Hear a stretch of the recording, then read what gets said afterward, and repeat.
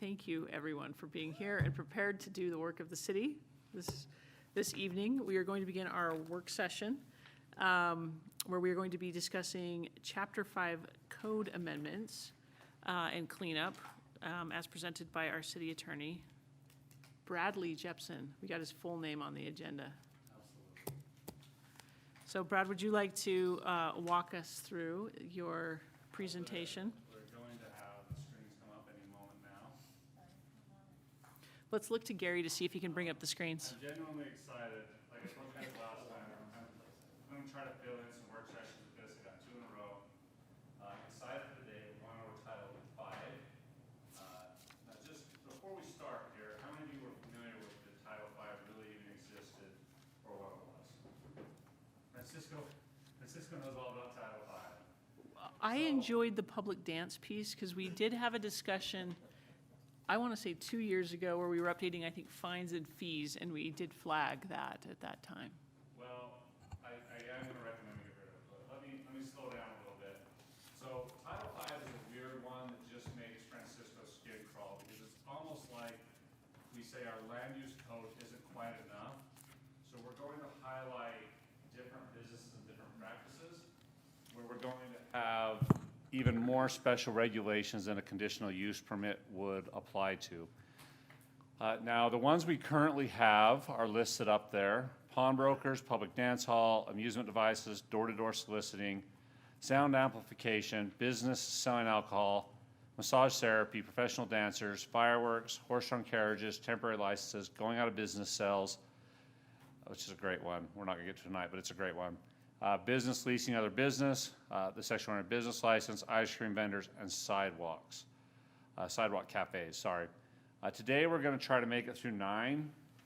We'll see how far we get.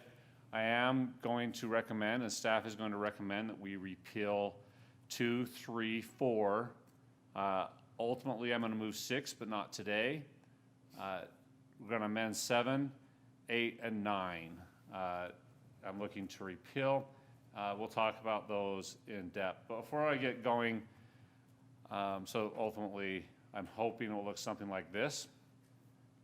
So just for council's knowledge, this is, and I'm taking intent. There's no intent written in the statute, but essentially, we're going to take a bunch of businesses that we think have a higher level for criminal activity, deception, obstruction, or as we'll see, a negative impact on the morals of the city, and we're going to have their own special regulations. So as we go forward, think about that. Think about how that's changed historically, and even think about which new ones we may have. But let's start with the simple ones, the definitions. And one thing that we used to do is we used to use gross revenue of a business as a mechanism to evaluate their business license fees. We required some record keeping, which we'll look at later on. Now I think we use number of employees. So this definition is just a relic. Francisco made fun of the word I used, relic. So I am recommending that this one just be deleted. It doesn't really refer to anything we do anymore. Also, grounds for denial, modification, suspension, or revocation of a business license. The old statute said violating any statute or ordinance involving moral turpitude. So that referred to a definition in the state code, which we still have, but we're down to only a few of them. That was quite a large definition of crimes. My new proposal is that we change that to allow us to revoke, suspend, or deny for the commission of any crime, a Class B or a felony, committed by the individual or somebody who's acting in the scope of their businesses. Now, for an example that I use, and one that I've used in the past, is a convenience store employee who's found repeatedly selling to minors.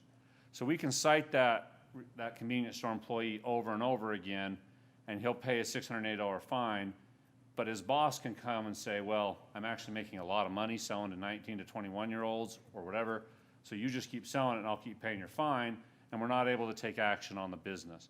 Selling alcohol to a minor wouldn't have been defined as a crime of moral turpitude, so changing it to the commission of any crime is something we can take into account when we're denying, modifying, or suspending or revoking a business license, rather than just the crimes of moral turpitude. Any questions on that? Support on this? This change? I think you're getting thumbs up across the board. All right, thank you.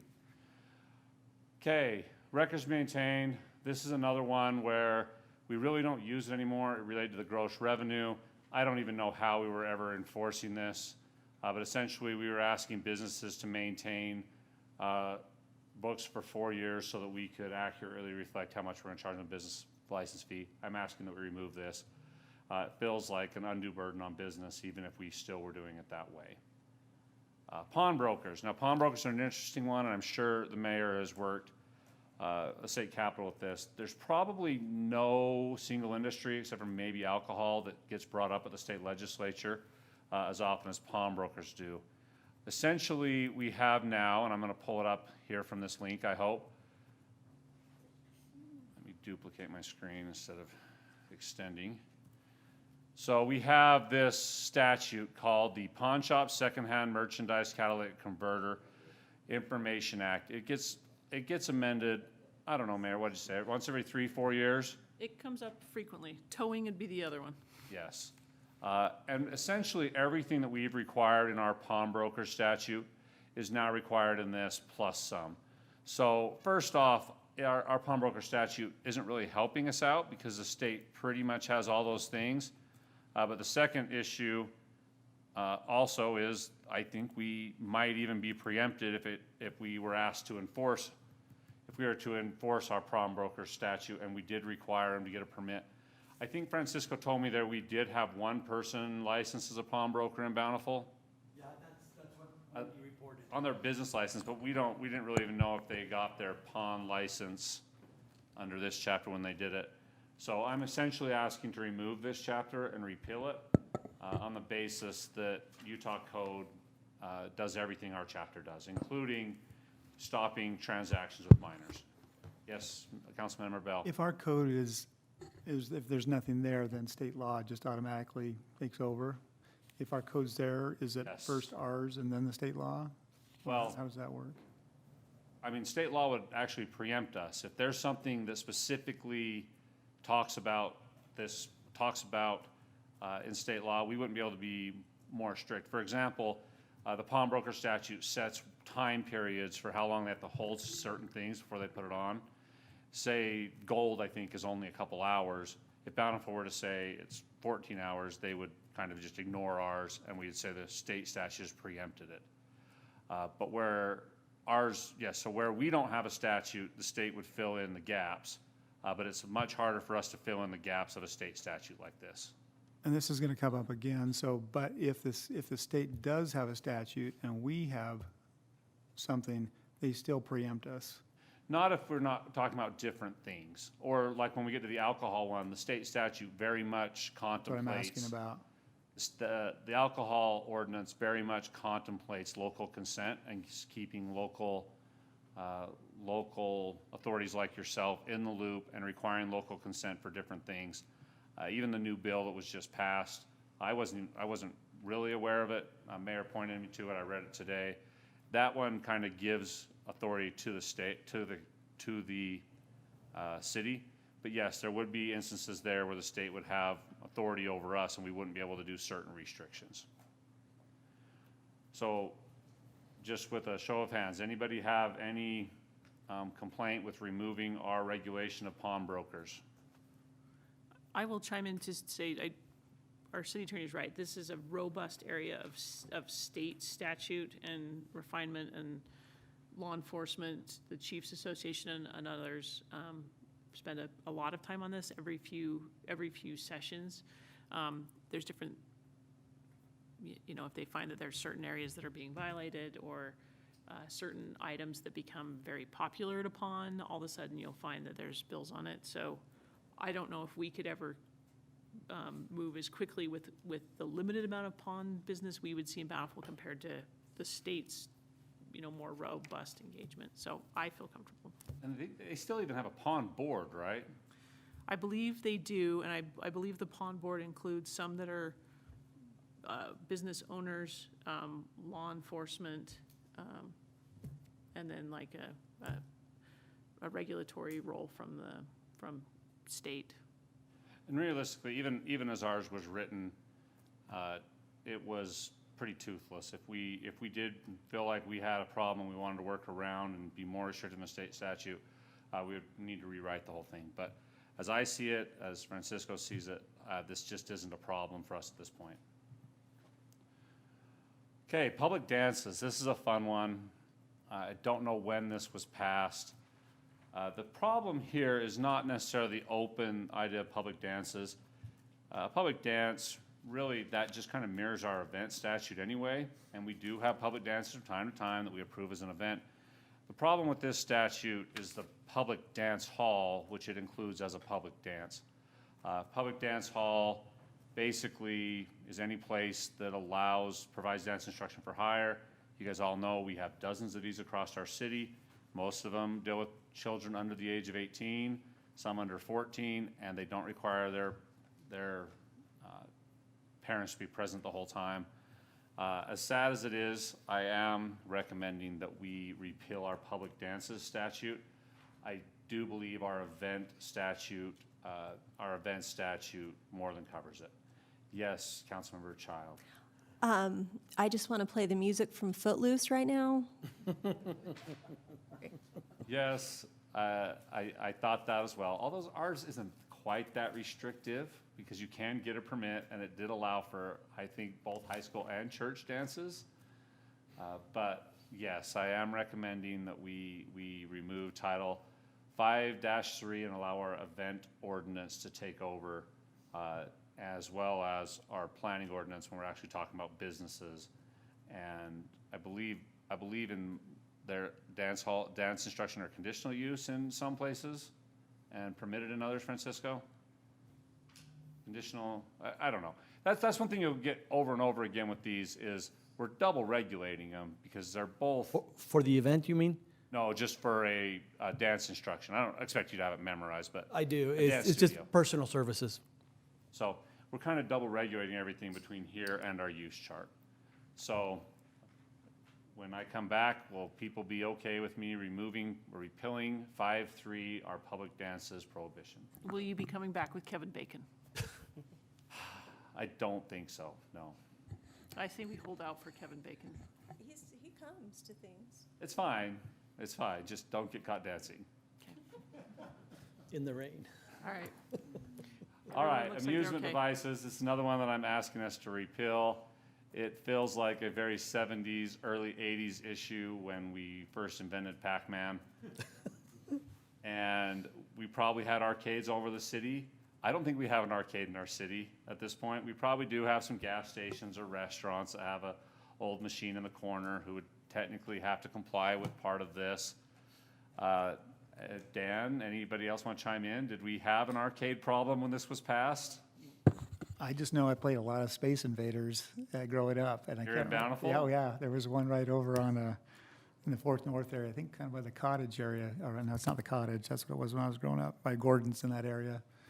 Where IHC is. I Yeah, was forbidden yeah. from going in that My- place. I don't know well, what kind of permissive parents you had. They didn't know where I was. Yeah.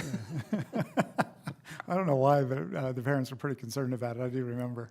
It Mine wasn't against didn't the know I law was for you to in be there. there in certain hours, Gary, so it's probably good you didn't go. Space Invaders, This one really Pac-Man. isn't doing much harm. I don't see constitutional issues. I just don't think that it is recognized any longer as one of these special businesses that should be put in here.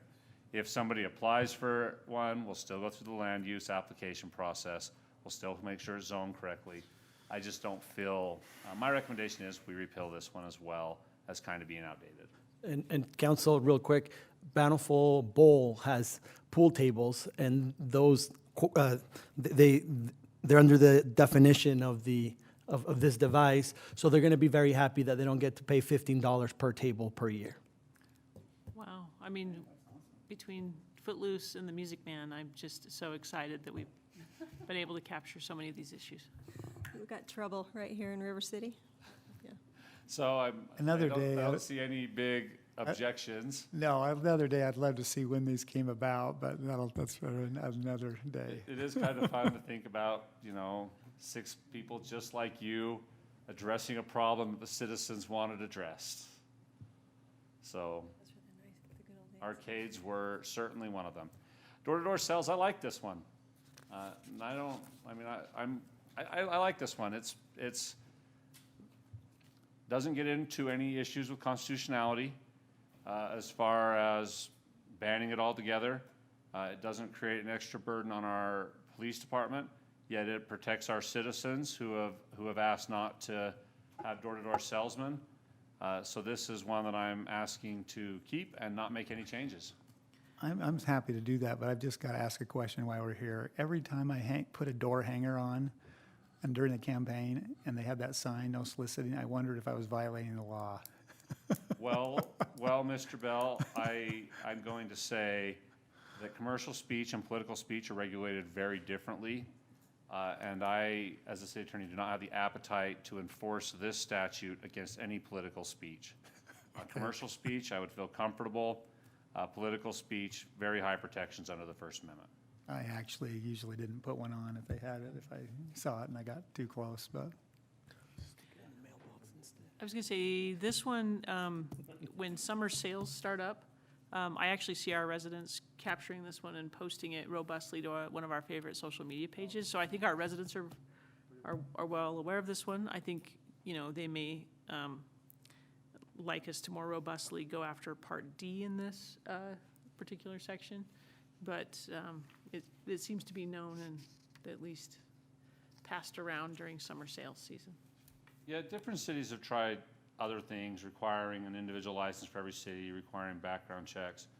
It's really hard to enforce. It's really hard to administer, and it's very borderline unconstitutional. I think ours is great, and I'm asking us to keep it. I don't see too many objections there. Okay. Sound amplification. I do not like this one, but I am asking us not to do any change at this time. It doesn't fit here anymore. Maybe at a time there were people out with megaphones on their front of their business yelling, sell, sell, sell.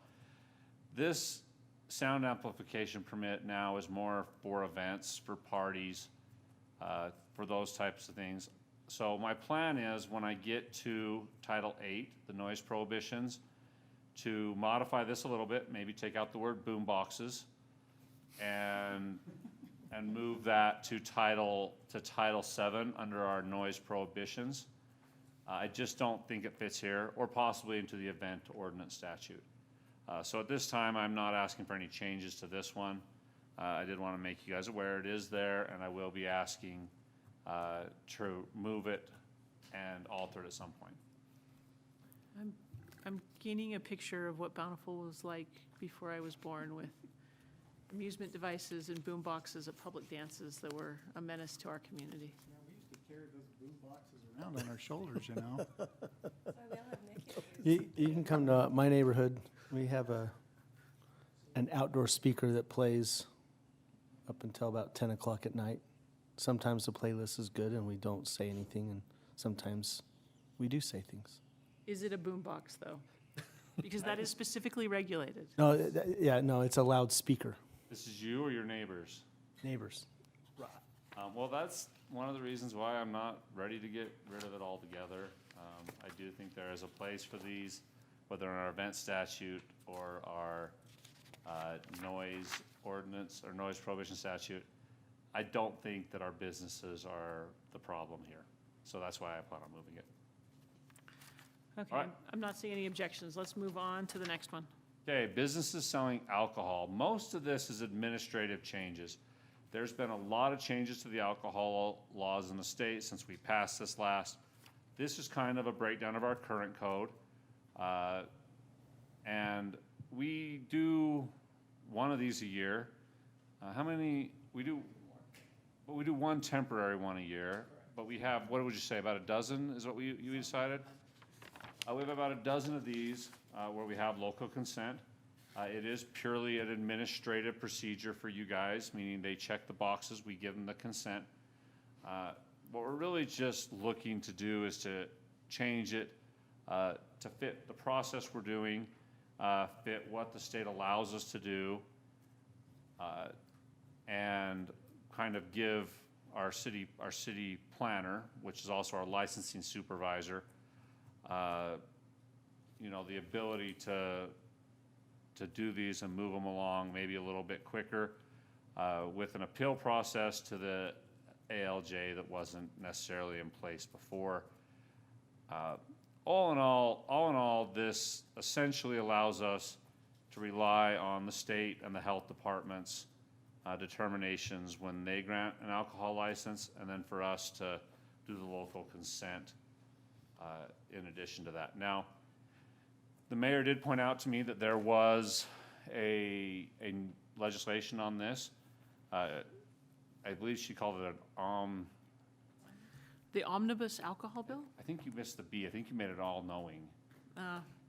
There's a couple areas of code where they pass everything in an omnibus bill. The insurance code is one.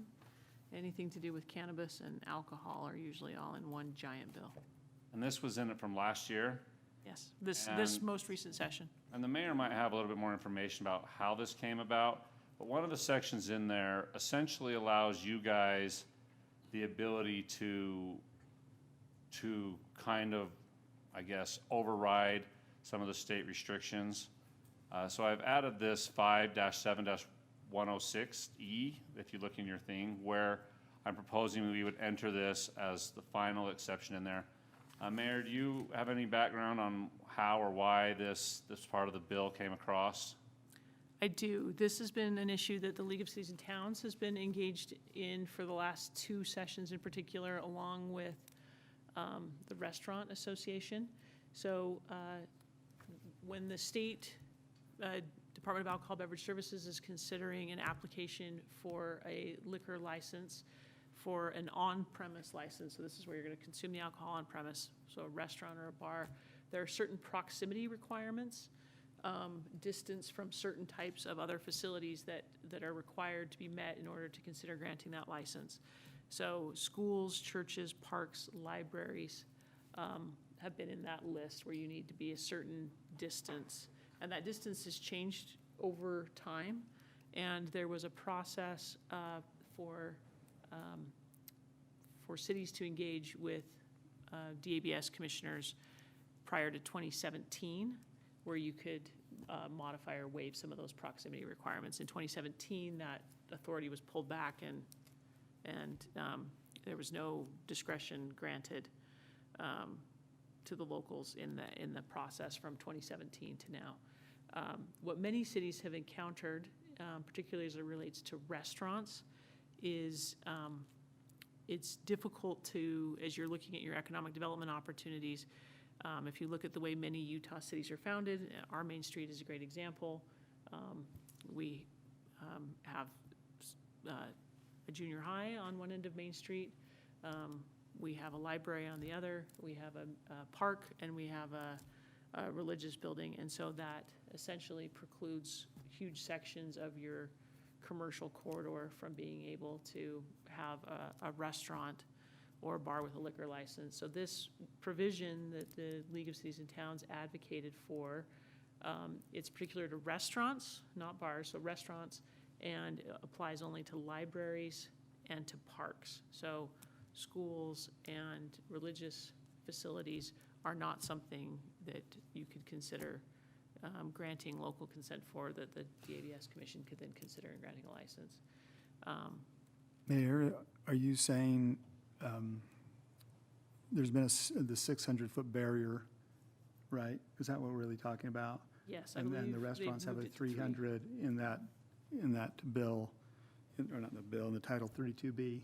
Mhm. Is that new omnibus bill, does that change the 32B significantly? It changes that provision, that instead of those types of properties I mentioned, so parks, schools, churches, libraries, where there is no wiggle room, if you're too close in proximity, the license cannot be granted, to saying for 2 of those types of facilities, the local community will be able to engage in a discussion and decide if they want to grant And those consent. 2 types of The library and a park. park? So So beyond that, there's no, if it was a church or a school, that's not part of the That's not. changes that were made. So and there's no variances allowed for those? those others, that other list? Is that the churches and it is Churches what and it schools. is? State law? It is what it is. The state preempts. It's not something we can consider. But, for Bountiful's Main Street, right now where we have the TWIG, the temporary library, if we were to have an application come through for a restaurant on that part of Main Street that wanted to have a liquor license, prior to this law passing, it wouldn't matter. Their application wouldn't meet the criteria and they wouldn't be able to consider it. Now, we could undertake that discussion as a city council and say, well, what do we know about the TWIG? Well, we know it's temporary, so maybe we're willing to grant this license in order to get a restaurant use into this part of Main Street. How And would we that- get to have that discussion. How would that play out if it was, well, across the street, there's the church, so same thing, and it's within 600, that still would The preclude. the church use doesn't change, so that church use may preempt it. You'd have to, you'd draw, a circle around where the church is, and if you fell outside of that, then it could be considered, but, where the TWIG library now sits just a little bit further Right. north of it, you would have to extend that radius of what wouldn't fit. Can you add to that your understanding of how we have restaurants, and that's what you've been talking about, how does this, so now let's talk about taverns. Yeah, they're different license types, and so Those this. are different. Those are so. different license types, and this was a really particular debate at the state capitol, that restaurants are a different type of use because of being paired with food versus bars and taverns. So this ability to consider this discussion at the local level is particular to the restaurant license For type. the tavern, it's the 600 foot and no discussion, okay. And that's taverns, bars, I think, is that group, that second group. if I've got Yes. that right. Yeah, the DBS has there's two broad categories, on-premise consumption and off-premise consumption of alcohol. But within each of those two broad categories, there's sub-license categories. So this is the restaurant category. Like I said, the League of Seasoned Towns has kind of spent 2 years working with communities that are struggling with wanting to bring economic development opportunities, particularly to keep main streets viable, and have encountered just a variety of challenges where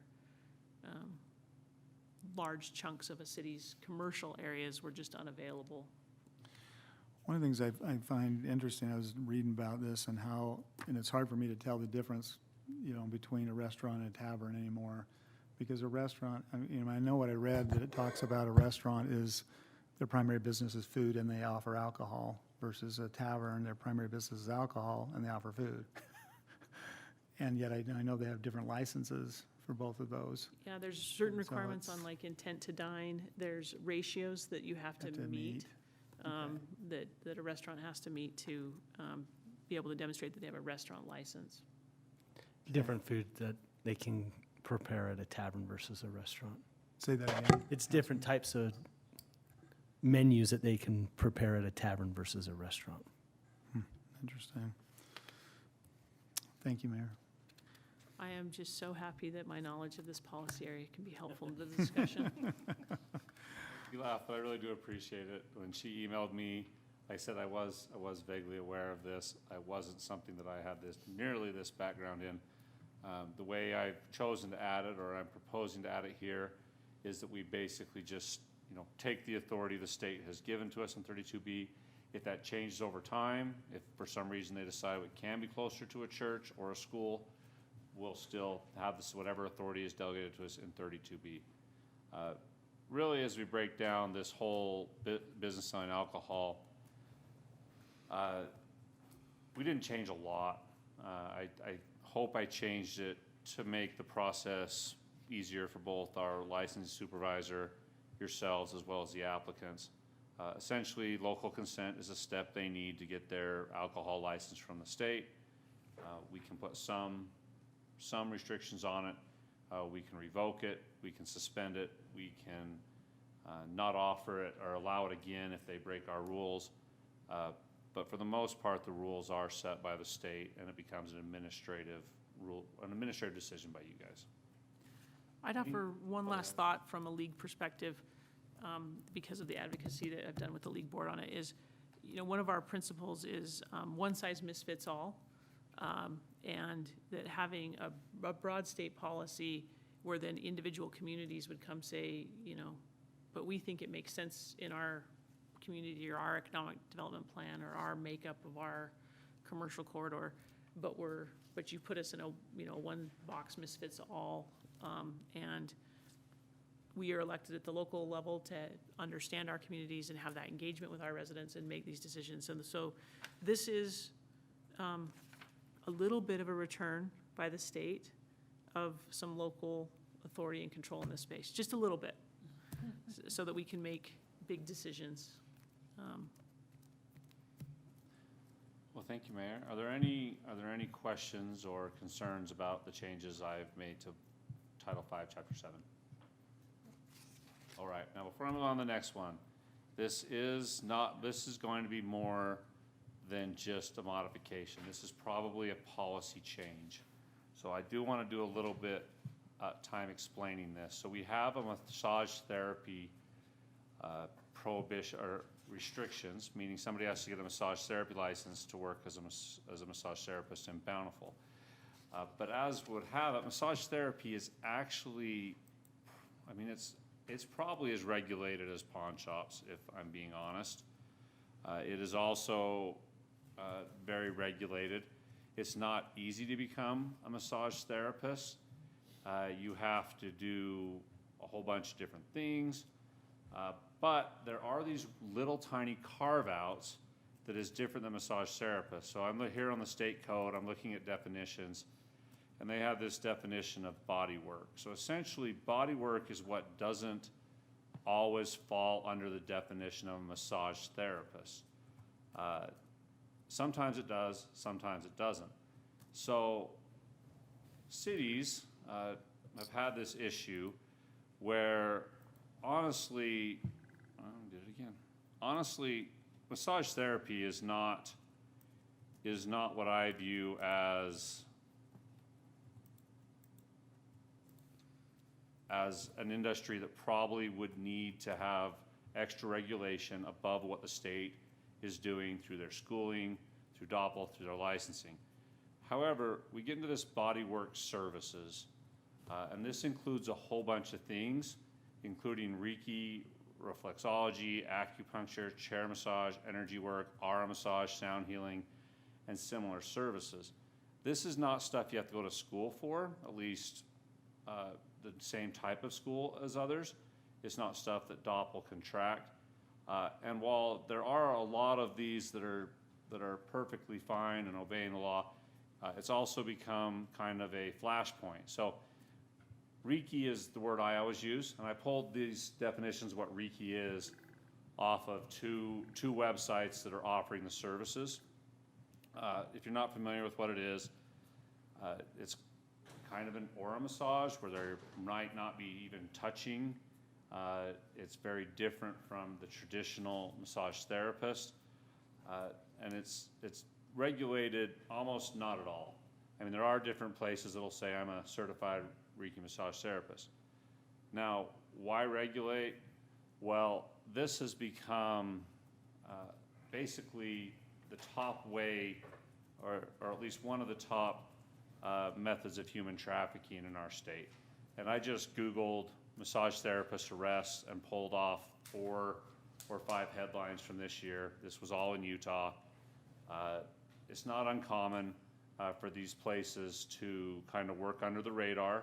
They're not regulated by massage therapy school or licensing. They're not necessarily regulated by anybody else. So what I'm proposing is that we add this definition of bodywork services to our massage therapy license and require them to, if you're going to open a massage, if you're going to perform bodywork services in Bountiful, require them to jump through a few hoops that wouldn't be required under Title 14. Now, the hoops that I've laid out, and I don't know why I didn't put them in here, the hoops that I've laid out are, number one, maintain a massage therapy license from the state. To me, this removes the burden on anybody who who is a massage therapist, they've gone to school, and they're licensed through Doppel, they can simply show us that, and we'll get the results. If you don't hold that, so I'm looking at 58-104. You see one, we have holds a Utah massage therapy licensing descending, or if no state license exists for the service provided, demonstrates the satisfaction of licensed supervisor. That's me. That would be the city planner. And then it just kind of goes through a list, basically the same requirements we already had in place for people looking to become massage therapists.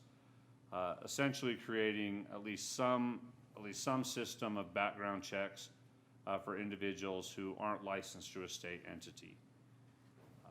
Any questions about why I'm proposing this, or any discussion about this? Yes, Councilmember Barr. Oh, sorry, I thought you were pointing to. I do have one question. If there's any consideration or need to add regulations as with robotic massages. I don't know. Because I know of a new gym in town that offers that. They have a machine that has robotic, it's a big robot, and does massages. I don't know. I mean, I would certainly open for discussion. To me, that's not too worrisome. What this ordinance will allow us to do is say that we have a business that pops up at somebody's house, and we're a little bit concerned about it. We don't have enough evidence to get a warrant, but we see online that they're advertising for these services. It allows us to go and to start investigating. Hey, do you have a license? Can you apply for this? What are the names of the people you have working here? A robotic of a gym, I would certainly love to go down that. I guess I'll have to use, sorry. I guess I'll use my P card to go try it out and see how to write for it. I'm unfamiliar with it. But that's certainly something we could add. I guess I don't have it fit in there. I have other similar services, but I'd be more than happy to do a little research. If it's something that we're add that trying in. to do to prevent any type of human trafficking, if a service is offered and an employee is there and they're not necessarily providing services, but They're the not robot. providing what they're advertising. Exactly, but they say the robot is doing it, but someone else, slippery slope. So I think it's important. I think it is too, and let me look into it and find out what these devices are. A lot of this I've stolen from other cities, so I'm hoping another city has regulated that and I can talk to them. Layton's been doing a lot of this, so Clint could be a good resource for that. We'll talk later offline about how I can do some research, but I'd be more than happy to try to broaden that definition to include them. How would a robot or using like a handheld massage device be different than, say, often there's places where you might go get a pedicure where you're sitting in a massage chair? Like, I worry that there'd be It's not so much the device, in my mind, it would be a front. It's another front for people to, as far as human trafficking is concerned. It would be just another opportunity as a front to get clients to come in the door, and they're not necessarily using the massage chairs, but people who are working there. That's where my line of reasoning is going. It's not necessarily the device, it's a service offered as a front for something So else. it's a false advertising situation where they're saying, Correct. come for our robotic massage, but then when people go there is no robot, it's a Or front there for is, other but- things. And ultimately, what I'm trying to do with this statute is I'm trying to fill the gap between what the state already regulates and what are being offered as medical services or, those type of services. Just fill that small gap. So if this is one of those services that we believe, even aside from the human trafficking, even just the making sure that, businesses aren't using unsafe devices, that would be something that would fit within this because it would be in those small gaps. Now, sorry, Councilmember Murray, I kind of cut you off there. I was just thinking that through too, if that was the only service they provided, but if that was one of, then of other services they provide, I wonder if that would fall into physical therapy, and then if that would then negate it, because physical therapy is not part of that. No, physical therapy is not part of that, definitely licensed by the state, definitely controlled by state statute. The massage therapy provision counts, there's a whole list of those type of things that are excluded. So yes, if that was commonly accepted and it was being run by a licensed physical therapist or a student or a athletic trainer, there's a whole list of individuals that are exempt from that licensure program, then they'd be exempt from this as well. So I have a question. Yes. On 58104A, then Roman numeral 5, so page 26, it says the application, sorry, I didn't have my reading glasses today. The application contains no materially false or misleading information. I'm wondering how that will be determined, because this is an area of very fuzzy science with sometimes very fuzzy data. How do we, who's going to be in charge of looking at that and saying yay or nay? Because it could be, I mean, depending on how you feel about it, the whole industry could be considered this or not, you know? Yes, that's a very good question, and I probably do need to alter maybe a little bit. When I wrote that provision, my thought was not that we will deny an application for faults, it's that we will revoke a business license or not reissue it for faults. So for example, you have a business, they have one of their employees who is convicted of performing illegal acts while inside there. The next year rolls around, we pull out their application and we say, hey, your application said you're doing Reiki massages, no touching. Chief Beeler's police report says there was some touching. You lied on your application, we're gonna deny your application or revoke your application. So I think that's a great note for me, is that because you're right, we're not going to be like, hey, you lied on your application up front. So I do think that when under 104, I need to include that this is not just requirements to get your license, but also that if you violate those, they can be revoked. Does that kind of answer your question? That's what my mind was when I wrote it, and that wasn't clear, that definitely wasn't clear in the first part of that statute. Are you also worried about health claims and not, that we don't want to be in the business of investigating Yes. like false or misleading claims about whether Reiki massage will, cure? Yes, because as we read that, that's my concern. Who's going to police that? But I understand how you just put it, that it's not necessarily the claim that this will work, it is the claim that they said there's no touching, and then there is. Yes. Right, okay. Yes, it's that our business is going to do A, B, and C, but the chief of police found that they're doing, D, E, and F. But that is confusing, so give me a chance to rewrite that when I come back, and I will hit on that. Any other questions about this section? In the meantime, we also will look forward to your report on robotic massages. It's something that I'm more than happy to look into. I'm kind of excited to look into it. I know you all think it's quirky, but I see it as right up at the Reiki massages. If there's no touching advertised and then there's touching, It's that's absolutely the a same with gap. the robotics. And they're going to become more and more common. So I think this is a good opportunity to think ahead for that. No, I agree, because like we said, we're trying to fill the gaps. We're not trying to alter what the state's already doing. We're trying to fill the gaps, which means maybe being a little bit ahead of what the state is already regulating, what DOPL's already regulating.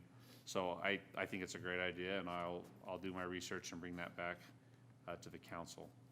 Any other questions about this? I know this is more than just a model, a change to be updated. So any more discussion or thoughts on whether we're in favor of this type of thing? Get rid of the thing altogether? What's the council's thoughts? I just want to say I appreciate this. I think this is an area that could use some regulation, and I appreciate, I think that this is where we ought to be, is doing this.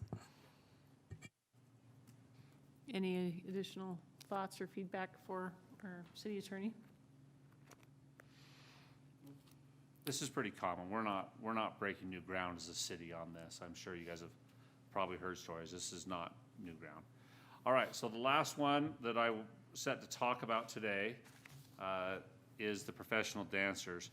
And I am asking that we repeal this, and this is not because I am in favor of allowing more professional dancers in the adult entertainment establishment here in Bountiful.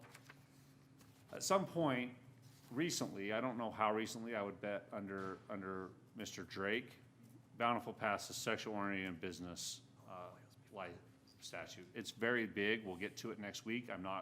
Or next time I get a chance to bring this stuff before us.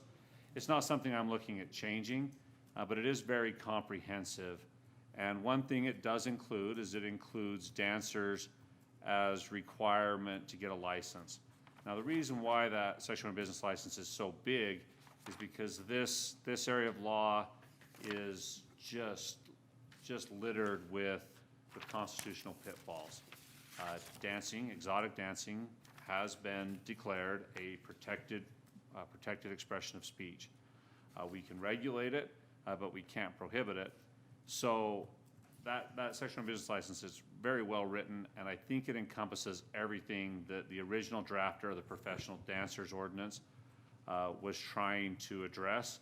However, our current professional dancers statute, I believe, is overly broad. And if we tried to apply it, I believe it would be found unconstitutional. So I'm asking that it be repealed as essentially redundant with our sexual and business license. Mr. Bell? I assume state law has plenty out there already when we repeal it? Not really, no. State law has not taken too many restrictions. I mean, other than obvious, sexual offenses in our criminal section. As far as like licensing or any of that, they have not taken a big step, which is why most cities have a comprehensive sexual-oriented business licensing. We zone for sexual-oriented businesses very carefully. We have that power through Title 10, but no, this is not an area where the state has acted that I know of. The state does restrict liquor licenses with sexually oriented businesses, which is perhaps limited where they go and their growth. Real quick, this October I hit 20 years as a professional city planner. I worked in Draper, Park City, and Bountiful, and I've never I have never worked on a sexually oriented business application. The code section, if I may, I think it predates Mr. Drake. That exact section was here when I was an intern back in 2006, and is very similar to other, or if not, it might be the exact same as how other cities treat it. So what we think happened, somebody wrote this great draft, and it does show all the protections for the First Amendment, and then cities started adopting them. Sorry. In Bountiful City, it is allowed in the heavy commercial through a conditional use permit. As indicated by council, we have to allow it somewhere. We can't prohibit it.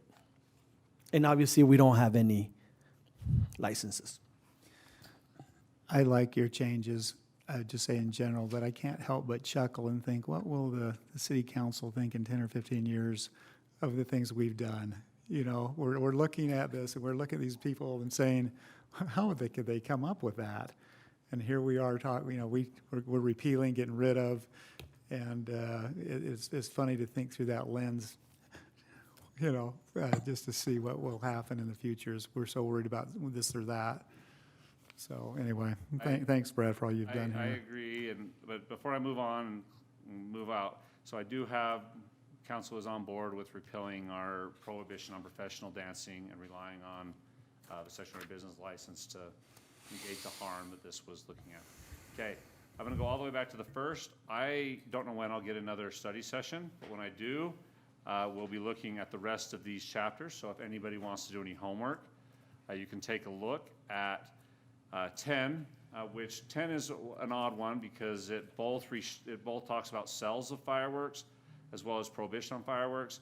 Doesn't really fit here, but talking to Francisco, we do plan on doing some small amendments there. Horse-drawn carriages, which I'm curious on this one.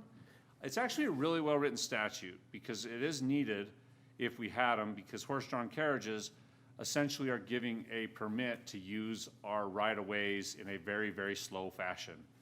So it's actually a pretty good statute, but I am curious as to if anybody remembers a horse-drawn carriage company operating out of Bountiful. I remember pony birthday parties. So that one I'll totally put in your hands. If you guys want to leave it in, take it out. Temporary licenses, I'm going to ask you to amend those. Going out of business sales, I don't have an opinion yet. This is basically a law that prohibits you from having a going out of business sale and not go out of business. So take it. I don't have an opinion on that one. I'm sure Francisco will when we meet on it. Businesses leasing to other businesses, our section on business license, which, like I said, is huge. I'm not even going to try to touch that. Ice cream vendors and sidewalk cafes, both of which are special businesses that you're looking at me very odd, Councilmember Child. I'm just wondering if that's different than like Blacksmith Ice Cream and It is. Baskin Robbins? These are ice cream trucks. It's These a are truck, people- These are okay. trucks that will drive down the road and stop traffic and Yes, our kids run okay. out to them. So we put a whole bunch of restrictions on them to hopefully make them safer. Thank you. You just teach your kids that when the music's playing, that's their way of telling us they're out of ice cream. I've heard that Murray family story. So. It worked really well. So yes, that's where I plan on going next time I have an open study session. So try to keep my study sessions full unless you guys really want to. Is there an easy talk way- about horse-drawn carriages. Is there an Yes. easy way to access the code? I couldn't find it easily on the website. I did some searching and found it eventually, but not on the website, just through Google. Are you trying to provoke me? No, I'm just asking you, where is Oh, it? we don't have a great way. It is under legal department, on the city department. Click on legal department. So you're asking us to read it knowing that we Click on won't the be able to PDF find with it? city code. For the council's information, that's my ultimate plan. Once we get going through this, I plan on looking into a much better way to allow our code to be accessed by the public, be searched by the public. Right now, it's that PDF, Dan, that is under the legal department. There's a little PDF down below. It is embarrassing to me because Francisco's is so much better than mine. Mine's a PDF. So- Any chance you can just send it to us, the link? There's a very good chance I could That'd be send really it to you good. even before That'd be the end really of this good. meeting. All right, thanks. I have a question for you on fireworks. Yes. I believe that we will have a robust upcoming 2027 session on fireworks. Should we wait on that section to see what the state legislature decides to take up in that policy space, given the experience we are having this year? Maybe, although I don't know what information you're hearing, most of that statute, except for my little paragraph that I change at the end of every year, most of that paragraph has to do with the business side of it, where you can sell it, how you get a permit, how you apply for a permit. If your information is that all that stuff is going to be changed, then I think we should absolutely hold off. If we're talking about how cities restrict it in certain areas, that probably, and that's just a very small section of that statute. I think from the list that I have been a part of, the wish lists that have been created, one of the wish list items is the ability to restrict sales in a restricted area. Now, I don't know that we have any firework tents or grocery stores in our traditional year restricted areas, but that's on the list that has come up. Subdivision of Class Cs, Class C fireworks has come up on the list. Then it does make sense probably to leave it as is for now, and we won't have another council meeting before the date. Let's see, we'll have New Year's and Chinese New Year's, but after that, I mean, we won't be able to get this done really before the 24th anyways. So I would be happy to wait and see what the state legislature does on that one. I just wanted to flag for you that there's been enough discussion over the last several weeks of, that we may get through our July holidays as a state, but there's a much broader policy discussion coming on restricted areas, on sales, on local authorities, state authorities, all of those things, so. Well, that makes a lot of sense, Mayor, and so I'll keep that in mind moving forward. But thank you for your input. I hope to come back with an ordinance in a couple weeks that will put a lot of this into action. And ultimately, it looks like we will cut at least 5 of the chapters out, and we'll be down to only 12 chapters. So, oh, sorry, one more thing before we go. Also, Dan brought it up. If there's new businesses or things that we want to discuss with me, feel free to reach out. Feel free to reach out to Francisco, and we can talk about businesses that may have changed, what is ever the new arcade issue is. But that's it. So thank you. Thank you for bringing us one of the more entertaining work session discussions than we've had in a while. So we will adjourn for a short break and reconvene for our city council meeting at 7 p.m.